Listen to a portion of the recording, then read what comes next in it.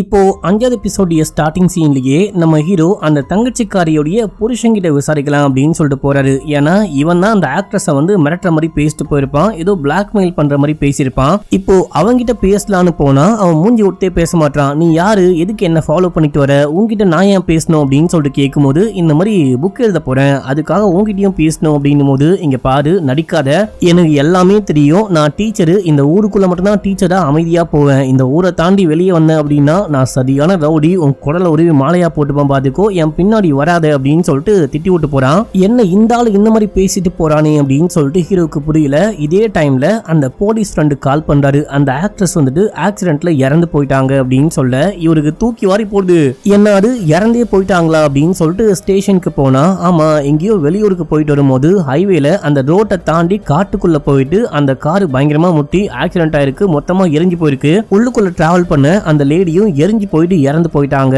அந்த டிரைவர் எங்க போனா அப்படின்னே தெரியல, தப்பிச்சு ஓடி போயிட்டு இருக்கான், இல்ல காணாம போயிட்டானா அப்படின்னு சொல்லி தெரியலன்னு பேசிட்டு இருக்கும் போது இதே டைம்ல அந்த பொண்ணு வராங்க. என்னாச்சுன்னு அழுதுட்டே வரும்போது, இங்க பாருமா அமைதியாரு, உங்க அம்மா போன காரு பயங்கரமா ஆக்சிடென்ட் ஆயிட்டு ஒரு ஃபீமேல் பாடி உங்க அம்மா மாதிரி தான் தெரியுது, உங்க அம்மாவான்னு தெரியல, அவங்க பிலாங்கிங்ஸ் எல்லாம் எடுத்து வச்சிருக்கோம், நீங்க தான் வந்து பார்த்து ஐடென்டிஃபை பண்ணும் அப்படின்னு சொல்லும் போது, உங்க ரெகுலரா ஒரு டிரைவர் தானே வண்டியை ஓட்டிட்டு போனாரு, அவரு நல்லா தானே டிரைவ் பண்ணுவாரு, 15 வருஷமா உங்ககிட்ட ஒர்க் பண்றேன் அப்படின்னு சொன்னாரு, அவர் ஏன் இந்த மாதிரி ஆக்சிடென்ட் பண்ணாரு, இதுக்கு முன்னாடி பண்ணிருக்காரான்னு கேட்கும்போது, ஆக்சுவலா லாங் டிராவலுக்கு வேற ஒரு டிரைவரை தான் அம்மா எப்பவுமே கூட்டிட்டு போவாங்களாம், அந்த ஷார்ட் டிஸ்டன்ஸ் அப்படின்னா மட்டும்தான் இந்த ரெகுலரா ஒரு டிரைவர் வருவாராம், இந்த லாங் டிராவலுக்கு போகக்கூடிய டிரைவருமே நல்லா தான் டிரைவ் பண்ணுவாரு, என்ன விஷயம் ஆச்சுன்னு தெரியல அப்படின்னு சொல்லிட்டு அழுதுகிட்டு இருக்காங்க. இதே டைம்ல சரி ஓகே வாங்க போயிட்டு டெட் பாடியை பார்க்கலாம் அப்படின்னும் போது நம்ம ஹீரோவும் கூட வரேன் அப்படின்னு சொல்றாரு. இப்ப இந்த பொண்ணை தனியா கூட்டு போயிட்டு போலீஸ் இந்த கேஸை விசாரிப்பாங்க, எப்படியும் கண்டிப்பா விசாரிப்பாங்க, ஆனா என் ஃப்ரெண்டு சொல்றதெல்லாம் வச்சு பார்க்கும்போது இதை வந்துட்டு கொலை மாதிரி கொண்டு போற மாதிரியே தெரியல,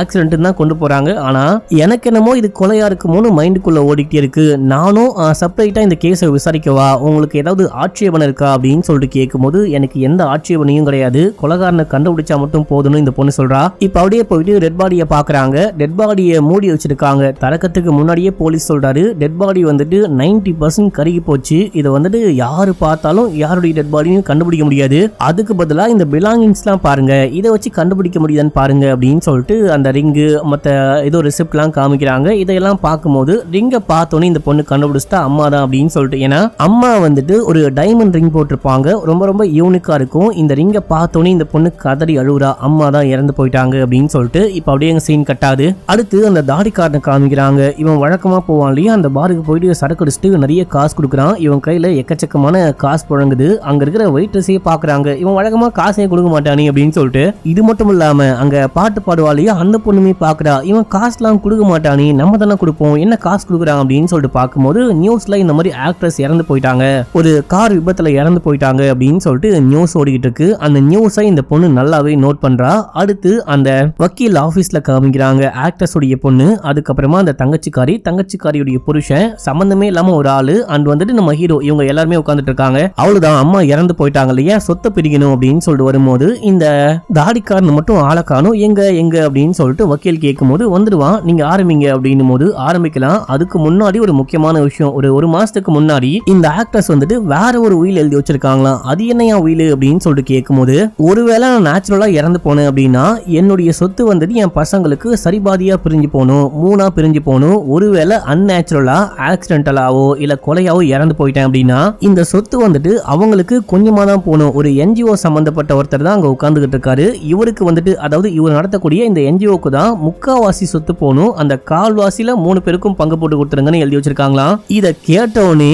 இந்த ஆக்ட்ரஸ் உடைய பொண்ணுக்கும் கோவம் வருது, அந்த ஸ்டெப் சிஸ்டருக்கும் கோவம் வருது, அந்த புருஷங்காரன் அதுக்கு மேல கத்திக்கிட்டு இருக்கான். இதே டைம்ல தான் தாடிக்காரன் உள்ளுக்குள்ள வரான், உனக்காக தான் வெயிட் பண்ணிட்டு இருக்கோம் அப்படின்னும் போது, எனக்காக வெயிட் பண்ணி என்ன பிரயோஜனம், நான் தான் எப்ப அந்த லேடி இறந்து போவா எப்ப சொத்து வரும்னு வெயிட் பண்ணிட்டு இருக்கேன் இல்லையா, சொத்தை பெரிங்க அப்படின்னா அப்பதான் தங்கச்சிக்காரி சொல்றா, இந்த மாதிரி என்ஜிஓக்கு தான் சொத்து போகுது, நமக்கு வரப்போறது இல்ல அப்படின்னு. இல்ல இந்த பொண்ணு ஏதோ பிளான் பண்ணிட்டா, எல்லாத்துக்கும் இந்த பொண்ணு தான் காரணம் அப்படின்னு சொல்லிட்டு ஆக்ட்ரஸ் உடைய பொண்ணை வந்துட்டு சண்டை போடுறான், அந்த பொண்ணு கிட்ட வாக்குவாதம் பண்றான், டேய் என்கிட்ட வாக்குவாதம் பண்ணி எந்த பிரயோஜனமும் கிடையாது, கண்டிப்பா நமக்கு சொத்து வரப்போறது கிடையாது, அந்த என்ஜிஓக்கு தான் சொத்து வரப்போகுது அப்படின்னு சொல்லிட்டு சண்டை போட்டுட்டு இருக்கும்போது அந்த என்ஜிஓ சேர்ந்த ஆளு போன் வருதுன்னு வெளியே போயிட்டாரு. இவங்க பாட்னு மாத்தி வாக்குவாதம் பண்ணிட்டு இருக்காங்க. இப்ப அப்படியே எங்க சீன் கட்டாது. நம்ம ஹீரோவை வீட்டுல காமிக்கிறாங்க. நம்ம ஹீரோ அந்த ஆக்ட்ரஸ் உடைய பொண்ணுக்கு தான் கால் பண்ணி பேசிட்டு இருக்காரு. கவலைப்படாதீங்க, எல்லாமே நல்லபடியா நடக்கும், ஒரு பிரச்சனையும் வராது, சொல்லக்கூடாது அப்படின்னு சொல்லிட்டு ஏன் சொன்னாருன்னு தெரியல, உங்க கை ரொம்ப அழகா இருக்கு அப்படின்னு சொல்றாரு. இந்த டைம்ல கரெக்டா மனைவி வராங்க. இங்க நான் ஒரே ஒரு விஷயம் மிஸ் பண்ணிட்டேன், என்ன அப்படின்னா அந்த வக்கீலுமே ஒத்துருக்க மாட்டாரு. என்னன்னா அவங்க இறந்து போன விஷயத்த இவர் பார்க்கல, அவங்க டெட் பாடியை வந்துட்டு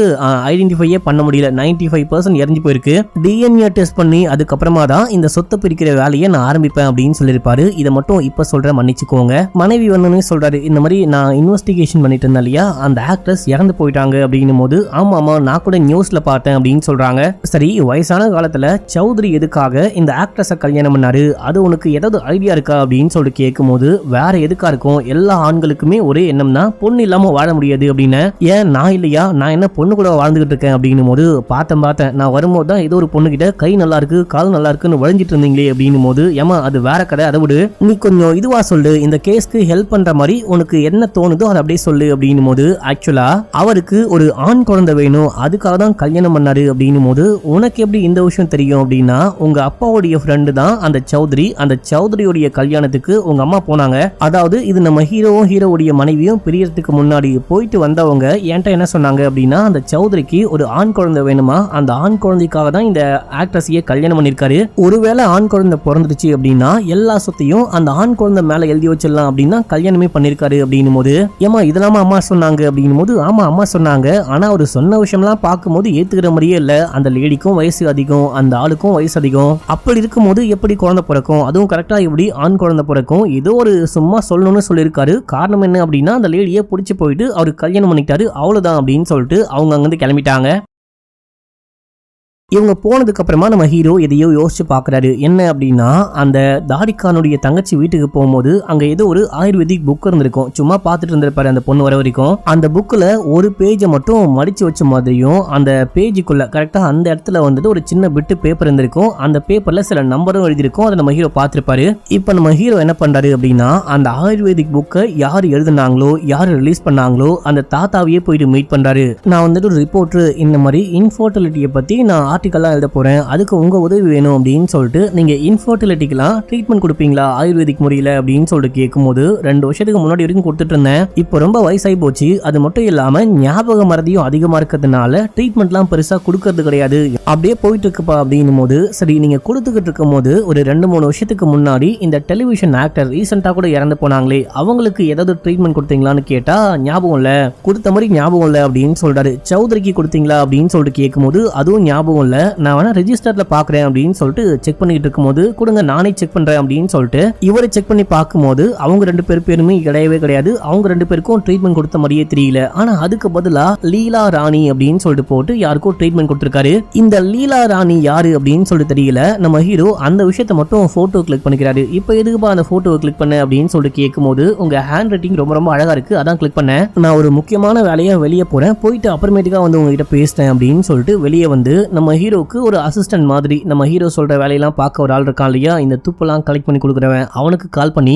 இந்த லீலா ராணியை பத்தி விசாரி, எனக்கு அவசரமா வேணும் அப்படின்னு சொல்லிட்டு போனை கட் பண்றாரு. அந்த பக்கம் தாடிக்காரனை காமிக்கிறாங்க. இவன் குடிச்சிட்டு குடிபோதையில நடக்கவே முடியாம வந்துகிட்டு இருக்கும் போது ஒரு லாரி வந்து இவன் அடிச்சு தூக்குது. அவ்வளவுதான், இவன் ஸ்பாட் அவுட்னு நினைக்கிறேன். இதோட இந்த எபிசோட் முடியுது. இப்போ 6வது எபிசோடைய ஸ்டார்டிங் சீன்லயே இந்த சித்த மருத்துவர்கிட்ட இதுக்கு முன்னாடி ஒரு கப்பல் ட்ரீட்மெண்ட்டுக்கு வராங்க.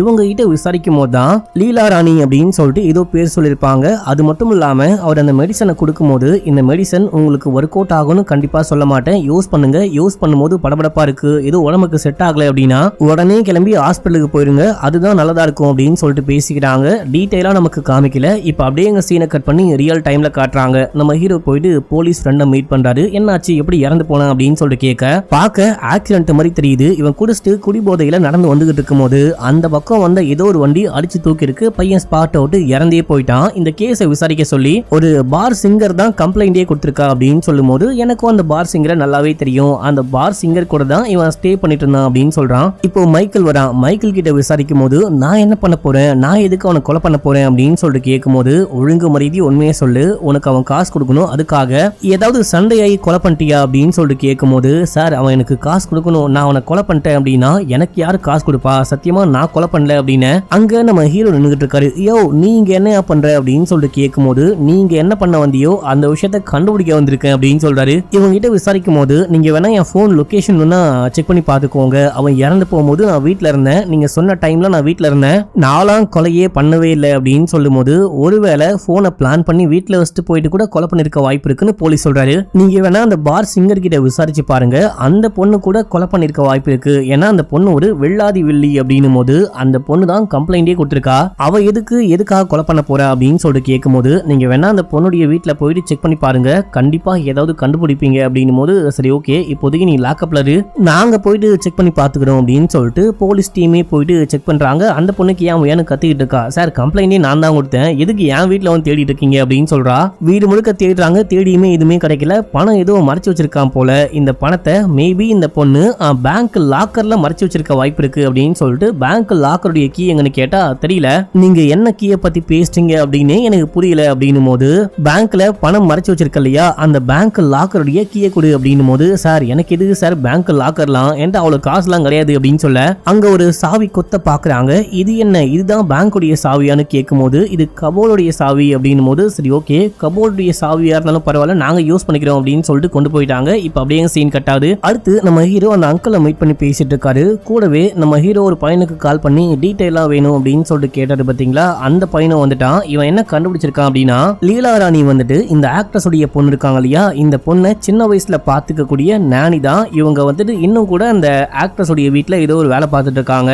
நீங்க தான் அந்த சித்த மருத்துவர்கிட்ட ட்ரீட்மெண்ட்டுக்கு போனீங்களா அப்படின்னு சொல்லிட்டு கேட்கும் போது ஆமா நானும் என் புருஷனும் போனோம், ஆனா என் புருஷனுக்கு அந்த மெடிசன் பெருசா செட் ஆகல, அதனால நிப்பாட்டிட்டோம், நாங்க யூஸ் பண்ணாதனால அந்த ஆக்ட்ரஸ்க்கு வந்துட்டு இந்த மருந்தை கொடுத்துட்டோம், அவங்க யூஸ் பண்ணிட்டோம் அப்படின்னு சொல்லிட்டு அவங்களுக்கு கொடுத்துட்டோம் அப்படின்னு சொல்றாங்க. சரி உங்க நேம சொல்லி வேற ஏதோ ஒரு கப்பல் போயிருக்காங்களே அவங்க எதுக்கு போனாங்க, அவங்க யாரு அப்படின்னு சொல்லிட்டு கேட்கும் போது அவங்கள பத்தி எனக்கு எந்த டீடைலும் தெரியல, யாரு போனாங்க அப்படின்னு தெரியல அப்படின்னு சொல்றாங்க. இது மட்டும் இல்லாம இவன் இன்னொன்னும் கண்டுபிடிச்சிருக்கான், இந்த இன்ஃபார்மர் வந்துட்டு அந்த பாடகி இருக்காங்க இல்லையா அவங்கள ஃபாலோ பண்ணும்போது ரீசெண்டா இவங்க கையில நிறைய பணம் புழங்குது. அது மட்டும் இல்லாம இவங்களுக்கு ஒரு சொந்தக்கார தங்கச்சி இருக்காங்க, அவங்க பண்ற பிசினஸ்க்கு இந்த பாடகி காசும் கொடுத்திருக்காங்க அப்படின்னு சொல்லிட்டு கண்டுபிடிச்சிட்டு வந்திருக்கான். இதை கேட்ட அந்த அங்கிள் என்ன சொல்றாரு அப்படின்னா ஒருவேளை ரெண்டு தங்கச்சிங்களும் சேர்ந்துட்டு தாடிக்காரனுடைய தங்கச்சியும் அதுக்கப்புறம் இந்த ஆக்ட்ரஸ் உடைய பொண்ணும் சேர்ந்து கொலை பண்ணிருக்க வாய்ப்பு இருக்கா அப்படின்னு சொல்லிட்டு கேட்கும்போது எனக்கு அந்த மாதிரி தோணல, ஏன்னா இந்த மைக்கேல் இருக்கான் இல்லையா இவன் தான் பிளான் பண்ணி காசு திரும்ப கொடுக்கவே மாட்டான் அப்படின்னு சொல்லிட்டு அந்த கடுப்புல கூட கொலை பண்ணிருக்க வாய்ப்பு இருக்கு அப்படின்னு.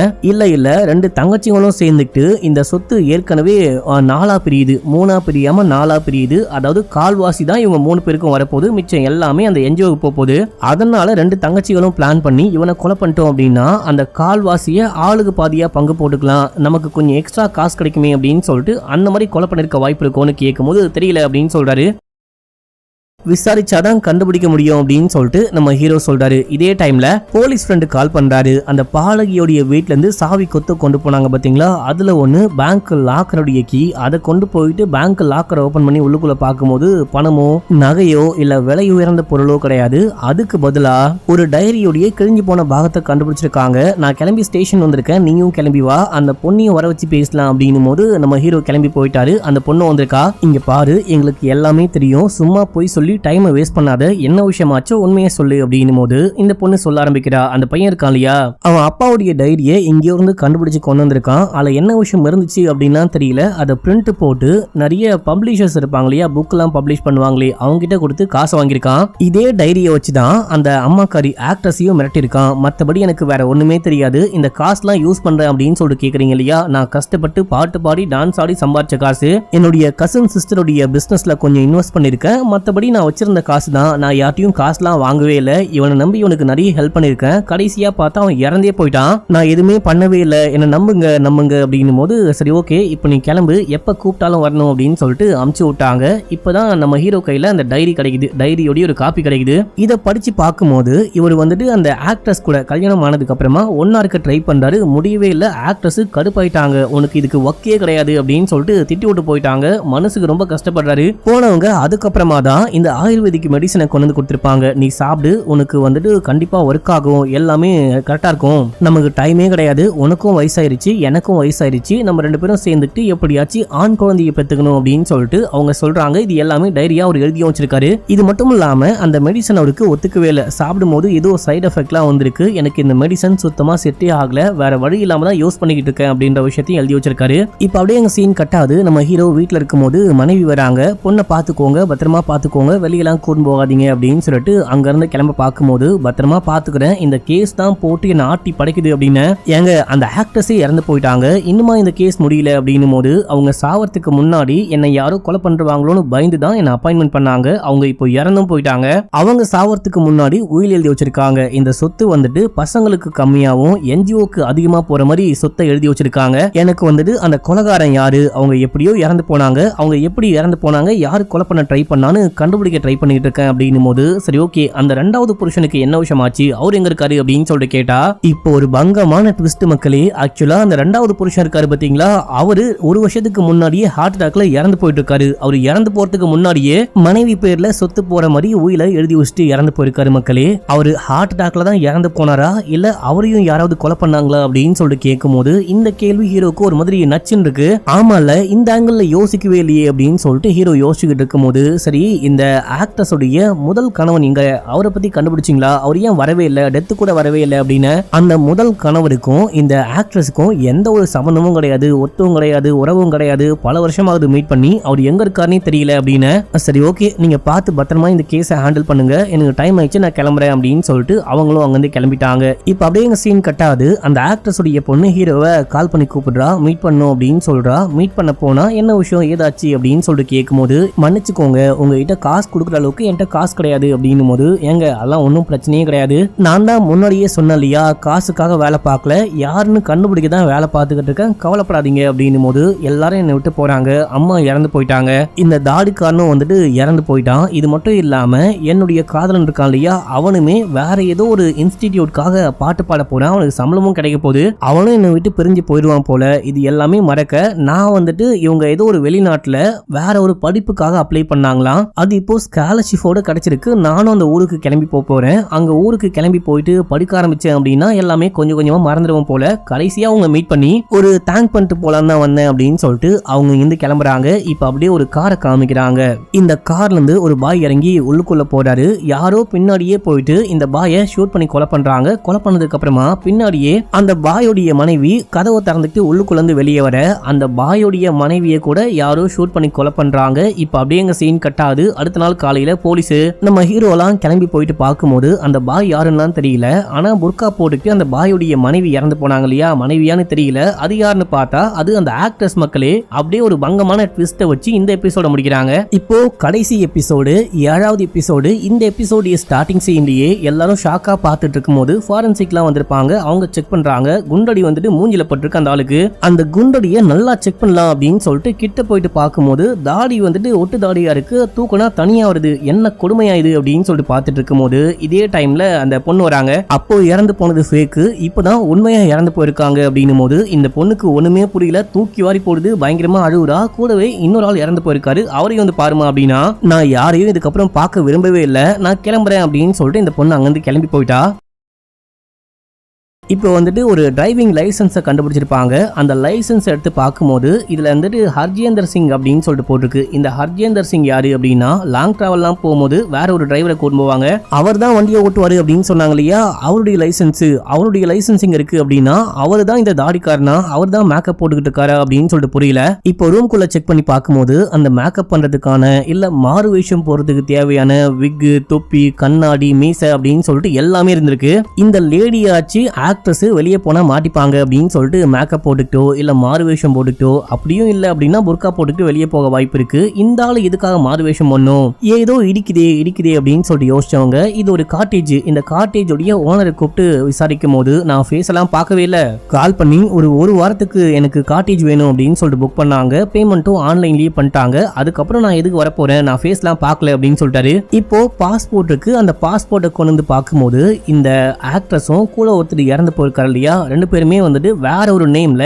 மொரீஷியஸ் போறதுக்காக பாஸ்போர்ட்டை ஃபேக்கா ரெடி பண்ணி வச்சிருக்காங்க. இதையும் பார்த்து ஷாக் ஆகும்போது இப்போ ஹீரோ யோசிக்கிறாரு, யாரும் நம்ம ஹீரோவை ஃபாலோ பண்ணிருப்பாங்க, கண்ணாடி எல்லாம் போட்டுட்டு வந்து ஃபாலோ பண்ணிருப்பாங்க இல்லையா, அவர் தான் இதுக்கும் மைண்டுக்குள்ள வந்துட்டு போறாரு. இப்போ வந்துட்டு ரெண்டாவதா அந்த பாய் இறந்து போயிருக்காரு, இந்த பாய் வந்துட்டு ஏதாவது ஆக்டரா இருக்க வாய்ப்பு இருக்கா, அதனால தான் மேக்கப் போட்டுக்கிட்டு இருக்காரு அப்படின்னு சொல்லிட்டு போலீஸ் கிட்ட கேட்டா இல்லன்னு சொல்றாரு. இப்பதான் இன்னொரு விஷயம் ஹீரோவுக்கு தெரிய வருது. இந்த ஆக்ட்ரஸ் உடைய முதல் ஹஸ்பண்ட் இருக்காரு பாத்தீங்களா, அவர் ஒரு தியேட்டர் ஆர்டிஸ்ட். மக்களே தியேட்டர்ல வேஷம்லாம் போட்டுட்டு ஆக்ட் பண்ணுவாங்க பாத்தீங்களா, அந்த மாதிரி ஒரு ஆளு அவர் தான் இங்க இருக்காரோ அப்படின்னு சொல்லிட்டு ஹீரோ கெஸ் பண்றாரு. அதாவது என்ன விஷயமா இருக்கு அப்படின்னா, இவங்க வந்துட்டு பிரிஞ்சாலும், அதாவது அந்த ஆக்ட்ரஸும் முதல் ஹஸ்பண்டும் பிரிஞ்சாலுமே ஏதோ ஒரு கனெக்ஷனோட வாழ்ந்திருக்காங்க, அடிக்கடிக்க மீட் பண்ணிருக்காங்க. இந்த லாங் டிராவல்லாம் போறாங்க பாத்தீங்களா, அந்த லாங் டிராவல் போகும்போது இந்த முதல் ஹஸ்பண்ட் தான் டிரைவர் அப்படின்ற பேர்ல பேரை மாத்திட்டு வந்திருக்காரு. 2 பேருமா சேர்ந்துட்டு எதையோ மறைச்சிருக்காங்க, எதையோ பிளான் பண்ணிருக்காங்க.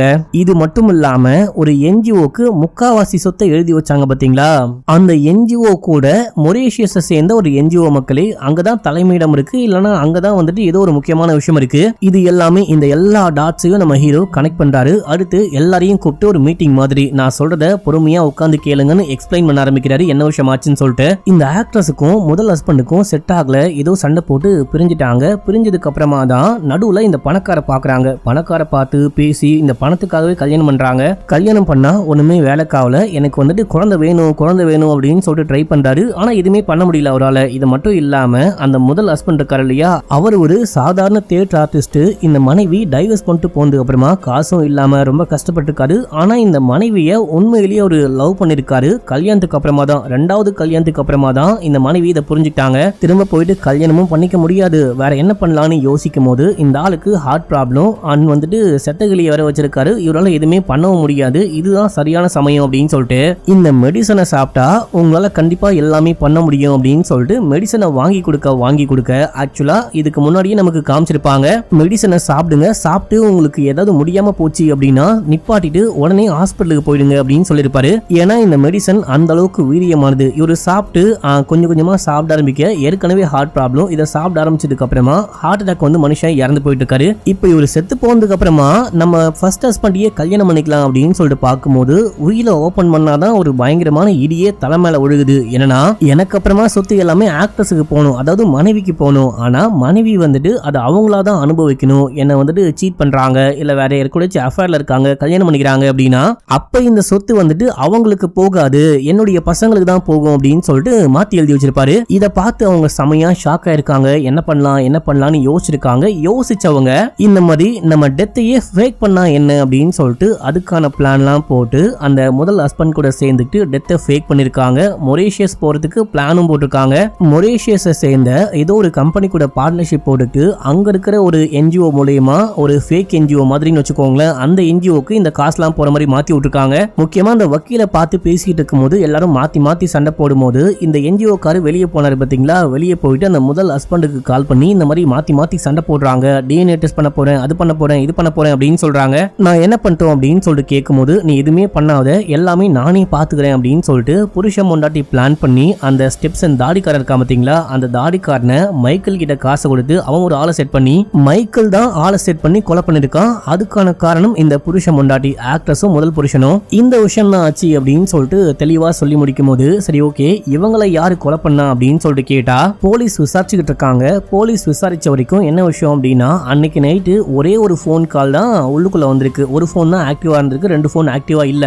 அந்த நம்பர்லாம் கண்டுபிடிச்சாச்சு. அந்த நம்பரை யாரு யூஸ் பண்ணாங்களோ, யாரு கொலை பண்ணாங்களோ அவங்க இங்க தான் உட்காந்துக்கிட்டு இருக்காங்க. இப்ப கால் பண்ணாலே ஈஸியா அந்த கொலைகாரனை கண்டுபிடிக்க முடியும் அப்படின்னு சொல்லிட்டு கால் பண்ணவான்னு கேட்கும் போது, அந்த பார் சிங்கர் இருக்கா பாத்தீங்களா, இந்த பொண்ணு எந்திரிச்சு நிக்கிறா, நான் தான் கொலை பண்ணேன் அப்படின்னு சொல்லிட்டு. ஆக்சுவலா மத்தவங்க என்ன வந்துட்டு கேவலமா பார்த்தாங்க, பார் சிங்கர் பார் டான்சர் அப்படின்னு சொல்லிட்டு கேவலமா பார்ப்பாங்க. என்னையும் ஒரு பொண்ணா மதிச்சு என்னையும் லவ் பண்ணா என் வாழ்க்கையும் பெருசாக்க போறேன் அப்படின்னு சொல்லிட்டு கனவு கண்டா. என்ன உண்மையா லவ் பண்ணி உண்மையா பார்த்துக்கிட்டவன அநியாயமா மைக்கேல் மூலமா இவங்க தான் கொலை பண்ணிட்டாங்க அப்படின்னு சொல்லிட்டு எனக்கு நல்லாவே தெரியும். ஏன்னா இவன் இருக்கான் இல்லையா இந்த தாடிக்காரன் டைரியை படிச்சுட்டான். டைரியை படிச்சு பார்க்கும்போது ஏதோ ஒரு மெடிசனை வந்துட்டு தன்னுடைய அப்பாவுக்கு இவங்க அடிக்கடிக்க கொடுத்திருக்காங்க. அது மூலமா தான் அவருக்கு உடம்பு சரியில்லாம போயிருக்கு, ஹார்ட் அட்டாக் வந்து இறந்து போயிருக்காரு. என்னுடைய அப்பாவுக்கு இந்த ஆயுர்வேதிக் மெடிசன் கொடுத்து கொலை பண்ணதே நீ தான், இந்த விஷயம் வெளியே தெரியக்கூடாது அப்படின்னா காசு கொடு அப்படின்னு சொல்லிட்டு பிளாக்மெயில் பண்ணி காசை வாங்கி இந்த பொண்ணுக்கும் கொஞ்சம் கொடுத்துருக்கான். இதையும் சொல்லியிருக்கான், மேபி ஃபியூச்சர்ல எனக்கு ஏதாவது ஆயிடுச்சு, ஆகாது ஆகக்கூடாது ஆயிடுச்சு அப்படின்னா நீ அந்த ஆக்ட்ரஸை மிரட்டாத, அந்த ஆக்ட்ரஸோடைய முதல் புருஷன் அவனை மிரட்டு, அவனை பார்த்தாலே நீ எல்லாமே கண்டுபிடிக்க முடியும் அப்படின்னு சொல்லியிருப்பான். இப்போ இவன் இறந்து போனதுக்கு அப்புறமா ஆக்ட்ரஸோடைய முதல் புருஷனுக்கு கால் பண்ணி மிரட்டி அவன் எங்க இருக்கான் அப்படின்ற விஷயம்லாம் கண்டுபிடிச்சு இவங்க தான் தன்னுடைய காதலனுடைய சாவுக்கு காரணம் அப்படின்னு சொல்லிட்டு இவங்களே போயிட்டு கொலை பண்ணிருப்பாங்க. ரெண்டு பேரையும் நான் தான் கொலை பண்ணேன், கொலை பண்ணதுல எனக்கு எந்த விதமான இதுவுமே கிடையாது, நான் வந்துட்டு சந்தோஷமா தான் கொலை பண்ணேன், என்னுடைய பாய் ஃப்ரெண்டை கொலை பண்ணவங்களை பழிவாங்க தான் கொலை பண்ணேன் அப்படின்னு சொல்றாங்க. இப்போ இந்த பொண்ணை போலீஸ் கைது பண்ணிட்டாங்க. சரி, ஓகே. இதுக்கு நடுவுல இந்த தங்கச்சிக்காரி தாடிக்காரனுடைய தங்கச்சிக்காரியுடைய புருஷன் வந்து எதுக்காக மிரட்டினானி, அது எதுக்காக அப்படின்னு சொல்லிட்டு கேட்கும்போது அப்போ இந்த தங்கச்சியே சொல்றாங்க, பணத்துக்காகலாம் கிடையாது, எங்க அப்பாவுடைய சாவுக்கு இதோ ஒரு காரணம் இருக்கு இல்லையா, அந்த டைரி வரை என்கிட்ட கிடைச்சது, அப்பாவுடைய சாவுக்கு யாரு காரணம் என்ன காரணம், சித்த மருத்துவர்கிட்ட யாரு கூட்டிட்டு போனாங்க அப்படின்ற விஷயத்த கண்டுபிடிக்க தான் அடிக்கடிக்க வந்து அவங்கள மிரட்டிட்டு போனாரு, மற்றபடி காசுக்காக கிடையாது அப்படின்னு சொல்றாங்க. ஆக்சுவலா உன்னுடைய அப்பா நேரடியா சித்த மருத்துவர்கிட்ட போகவே கிடையாது, இந்த நானியுடைய பேரை சொல்லிட்டு அந்த வேலைக்கார லேடி தான் புருஷனோட சேர்ந்துட்டு புருஷனுக்காக மெடிசன் வாங்க போயிருப்பாங்க, புருஷனுக்கு செட் ஆகல அப்படின்னு சொல்லிட்டு இந்த ஆக்டர்ஸ்க்கும் ஆக்டருடைய புருஷனுக்கும் கொடுக்க இது எங்க இருக்கு ஏதா இருக்கு அப்படின்னு சொல்லிட்டு விசாரிச்சு ஃபர்ஸ்ட் புருஷன் கூட சேர்ந்துட்டு இந்த ஆக்டர் தான் போயிட்டு வாங்கி வந்திருக்காங்க. வாங்கிட்டு வந்து கொஞ்சம் கொஞ்சமா செகண்ட் புருஷனுக்கு கொடுத்து கொலை பண்ணிருக்காங்க. மக்களே, இந்த விஷயத்தையுமே நம்ம ஹீரோ சொல்றாரு. இப்ப எல்லா மிஸ்டரியும் தீர்ந்து போச்சு, இப்ப எல்லாரும் கிளம்புறாங்க.